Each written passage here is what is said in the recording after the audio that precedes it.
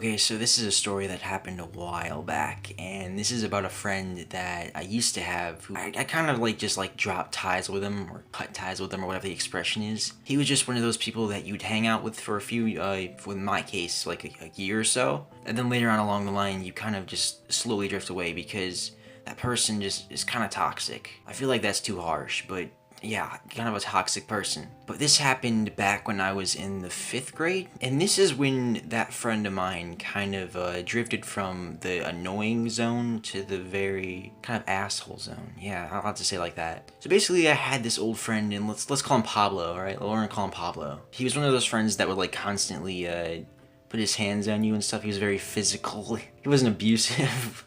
Oh my god, I sound like just like a gay guy in a relationship. No, a lot of dudes like to do that where they just have this giant group of people and they just like to punch each other in the balls for fun. That's just the most retarded thing ever. But anyway, this kid was one of those kids that were he was a little bit chubby, he was a little bit tubby, he was a little bit Eric Cartman. Pablo also was a gamer, a freaking MLG gamer, like one of those kids that would sit down in his underwear while his rolls would overlap his legs.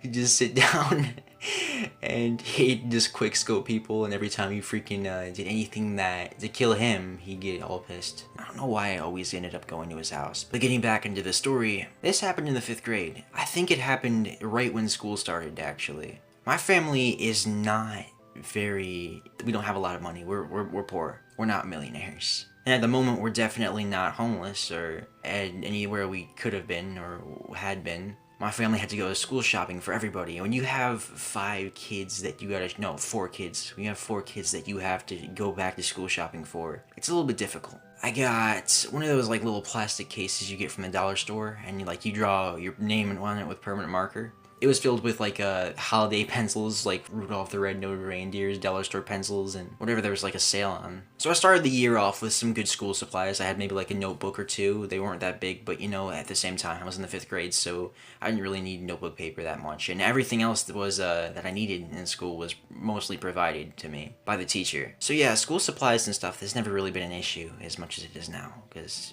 I'm a freshman and I am running out of paper and I need a lot of notes for science. Sometime within the beginning of the year, I lost my school supplies. I didn't lose the notebooks or anything like that. I just lost the case for it. But I wasn't all upset by it. I guess I didn't really care that much because everything that I needed was already provided in the classroom, and I just felt too lazy to go into my bag and pull out my own stuff and use it up. And I never really cared about it too much. Little did I know that pencil case would make another appearance in my life. Bum, bum, bum.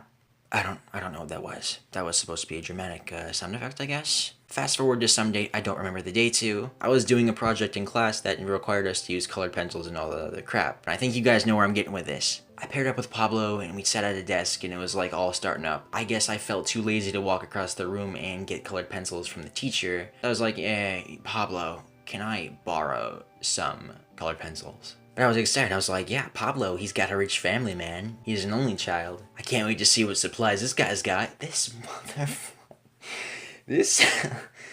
this larb of tub of sharb. He pulls out my case. It's got my name written on it with permanent marker still. And the worst thing is, he doesn't even show any emotion with it. He just pulls it out hey, this is it. And my mouth was open oh my god. It's like when you get a message to your phone and it turns out that one of your family members is hostage and they're torturing them in front of your eyes. It's oh my god, you had my colored pencil thing? I don't think that analogy was very accurate. And the thing that gets me to this day is that after he pulled it out, I was too much in shock to do anything about it. I couldn't just go it's my fucking pencil, bitch, I'm gonna fucking slap you in the motherfucking dick, bitch, I'm gonna suck your cock if it makes you feel that shit, I'm gonna freaking put lava down your scrotum. Because if I did that, then I'd probably start a fight and the teacher would probably get angry, and that's something stupid to do over just pencils.